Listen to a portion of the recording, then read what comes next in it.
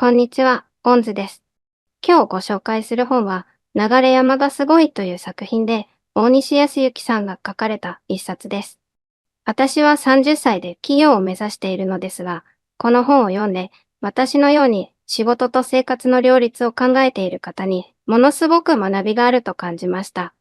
何が学びかと言いますと、流山市が打ち出した数々のチャレンジや行政だけに頼らず自分たちで街を作ってしまおうという市民の方々の情熱なんです。これを読むと若い世代の方や子育て世代の方で仕事も育児も諦めたくないという方にきっと背中を押してくれるエピソードがたくさん詰まっています。私も読みながらここまでできるんだという驚きの連続で何もないと諦めるより自分たちで何かを始められるんじゃないかとワクワクしました。今日はこの本の内容を私なりにお話ししていきますね。まず、流山市と聞いて、千葉県にあるのは知ってるけど、都心から少し遠いんでしょうと思う方がいるかもしれません。実は私自身、都内で仕事をするなら、もう少し近いところがいいかも、なんていうイメージがありました。ところが、流山市は都心から30分圏内というアクセスを手に入れた上で、昔ながらの緑や歴史を活かしながら、仕事と子育ての両立を応援する街づくりを進めているんです。この本によると、流山市が有名になった大きなきっかけは、母になるなら流山市というキャッチコピーです。このフレーズを広告で見かけて、本当なのかなと少し興味を持った人が実際に足を運び、駅前で子供を預ける親御さんの姿を目にして、本当だとびっくりする。そうした口コミの広がりで、子育て世代が流れ込んできたそうです。もともと流山市は自然も豊かで地盤も比較的安定している。さらに、つくばエクスプレスが開通して都心までの通勤がぐっと便利になった。そうした条件が整った上で、子供を預けやすい仕組みを用意しているから、子育て世代が安心して移り住めるようになったわけですね。一番有名なのが、送迎保育ステーションという取り組みです。朝早い時間に駅のビルに行くと、保護者さんたちが子供を預け、そのまま改札へ向かう。子供たちは専用バスで保育所に送られ、夕方は保育所からもう一度バスでステーションに戻ってくる。保護者さんは帰りに駅で子供をピックアップできるから、送り迎えの時間がものすごく短縮される。しかも料金は1日100円から、月額最大2000円という破格の利用料で、保育園難民にならずに済むのが大きな魅力です。とはいえ、そんな送り迎えの仕組みがあるぐらいで、子育て世代が大移動しちゃうのと思う方もいるかもしれません。でもこれは、流山市の戦略のほんの一つに過ぎません。この本の中では、流山市がマーケティング課を設置して、まるで企業のように街のブランディングやターゲット設定をやっているという話が紹介されています。行政がマーケティングをやるというと少し違和感があるかもしれませんが、必要としている人に必要なサービスを届けるためには、誰が欲しているのか分析しようという発想なんですね。ここで上がるキーワードがミュークスです。ダブルエンプロイドウィズキッズ、つまり共働きで子供がいる世帯を徹底的に応援しようという考え方です。子供を預ける施設を増やす一方で、保育士さんの待遇も手厚くしないといけない。そこで流山市は保育士さんの給料に補助を出したり、住宅補助を出したりして人材の確保に努めたそうです。その結果、保育施設が一気に増え、待機児童がほぼゼロになった。さらに、駅の近くにマンションを建てるデベロッパーにも、ここに保育園を入れてくださいと条件をつけて、一気に質量を拡充していったんです。そのバックグラウンドには、アメリカで都市計画を学んだ井崎義治さんという市長さんの存在が大きく描かれています。井崎さんはヒューストンに住んでいたり、サンフランシスコでアーバンプランナーとして働いたりした経験があり、日本に帰国してから今後都心に近い高台で自然が多い場所が伸びるはずだと考え、流山に住むことを決めたそうです。ところが、それまでの流山市は古い体質もあって開発計画がちぐはぐ。そのままではいいところを全部潰しかねない状況だった。そこで自分がやらなきゃと市長選に立候補して周囲の大反対を押し切って当選。徹底してデータに基づく方針転換を打ち出し、街を変えていったというストーリーが紹介されています。例えば、駅名一つ決めるにも、流山中央という何の特徴もない名前ではなく、流山大高の森に変えた。これは、プロのコピーライターや地元の地権者さんを交えた議論があったそうです。最初は森なんて田舎っぽいと批判もあったけれど、井崎さんは、ここをブランドにしていくには、緑や自然が強みになると考え、大高の森駅名が実現したそうです。その結果、千葉のニコタマという意味を取るほどに洗練された雰囲気を持ちつつ、ところどころに森や緑のスペースを残した魅力ある街並みを整備していったのですね。私はこのあたりを読んで、駅名やロゴ、緑の木々などの些細なことからイメージが作られていくんだな、と驚きました。だって、ただコンクリートで固めてしまえば安上がりかもしれない。でも長期的にはそれだと街の価値は上がらない。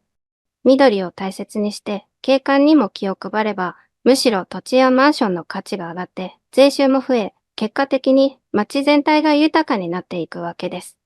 そこを市が主導してビジョンを書き、入ってきたデベロッパーさんにも敷地にきちんと植栽を施して10年以上ちゃんと維持してくださいと条件を課しているのが面白いですよね。この本の中盤以降には、起業するなら流山というフレーズで、新しくお店を開いた若い方々のエピソードが出てきます。例えば、都心から移り住んできたママさんたちが、女性向け創業スクールで学び、そこで飲食店を立ち上げたり、雑貨屋を始めたり、このスクールは子育て中でも地域の課題をビジネスに変える方法を学ぶ場として機能していて、市民が次々に地元に根ざした企業を作っていくんです。片や大和ハウスさんのような大企業が物流倉庫を設置して楽天やアマゾンなどの EC 事業の拠点もできている。つまりベンチャーも大企業も両方が盛り上がっているんですね。私はここで感じたのは、流山市の凄さは、行政だけの力に頼らないで、面白い人を呼び込む仕掛け作りが徹底しているというところです。行政側がやるのは、こんな風に暮らしやすいですよとか、こういう制度がありますよという環境づくり。そこに集まってきた人が、私ならこんなビジネスがやりたいと起業して、街に新しい息吹を入れていく。そんな相乗効果がどんどん回っているからこそ、例えば保育園が不足しても、また人を呼び込んで一気に増やす。学校や病院が必要ならデータを使って先回りして数を確保する。このあたりを計画的に進めるために、市議の方々も、議会は3回当選してからじゃないと動けないなんていう古い空気に逆らってデータを集めて実際に動かしてしまう。まさに行動する市民たちが集まっている街だとわかります。一方で、流山市は新興住宅街ばかりが注目されがちですが、歴史的な街並みも残っています。江戸時代から続くみりんの醸造や、俳人の小林一茶さんとのゆかりがある地域、さらには近藤勇さんが流山で捕まったという史実もある。本町エリアには古民家を改装したカフェや和菓子店が新しくオープンしていて、ちょっと大人の落ち着いた雰囲気を楽しめる観光スポットに変わりつつあるそうです。古くは利根運河で物流が盛んだった名残もありますし、新しさだけでなく古い良さも磨いているのが印象的です。では、私なりにこの本のポイントを簡潔にまとめてみたいと思いますね。1、仕事と子育てを両立しやすい施策の徹底。駅前に子供を預けられる送迎保育ステーションなど、共働き世帯にありがたい制度を整えて、子育て難民をゼロに近づける戦略を早くから実施した。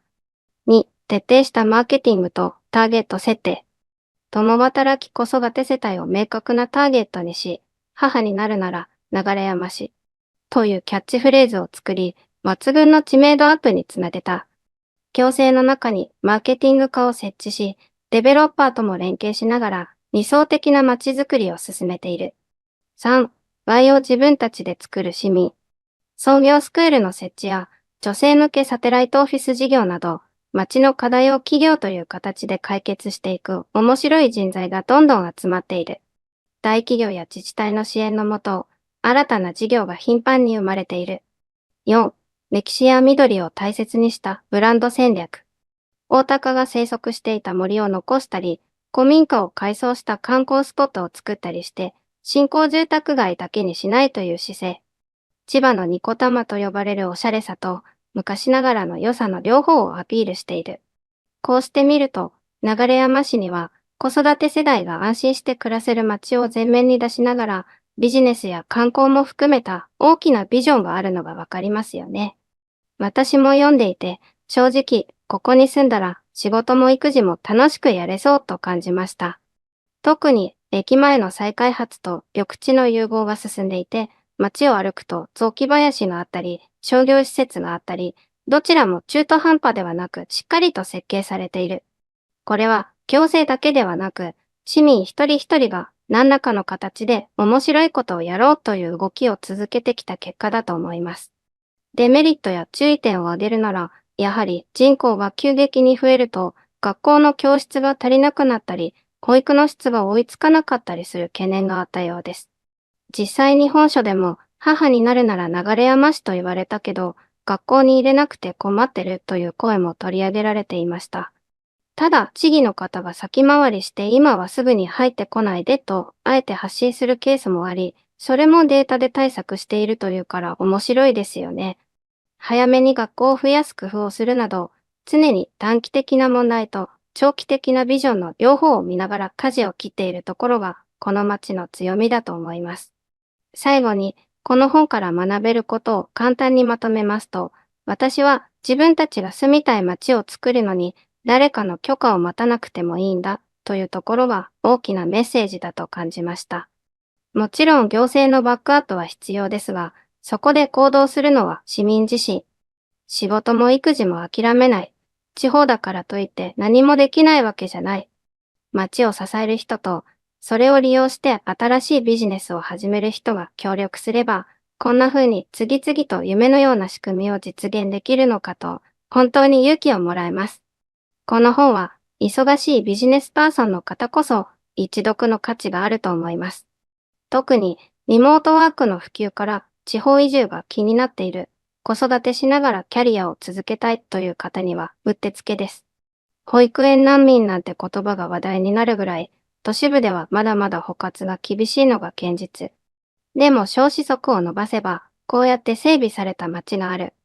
それに気づくだけでも大きく人生の選択肢が広がる気がしませんか？というわけで、流山がすごいの概要をお伝えしましたが、実はまだまだ語り尽くせていません。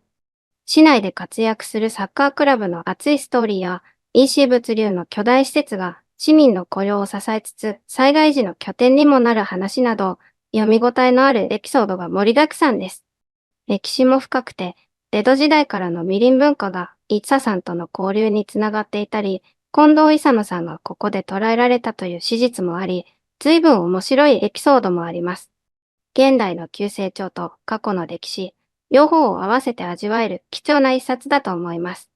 ぜひ気になる方は手に取ってみてください。私も実際に足を運んでみたいと強く思いました。駅前の緑や広い公園、おしゃれなカフェや和菓子店なども巡ってみたいですよね。それでは今日はこれぐらいで締めたいと思います。これからもこんな感じで教養になる本を紹介していきますので、よかったらチャンネル登録をお願いします。また紹介してほしい本があればコメントで教えてください。では、ポンズでした。また次回の動画でお会いしましょうね。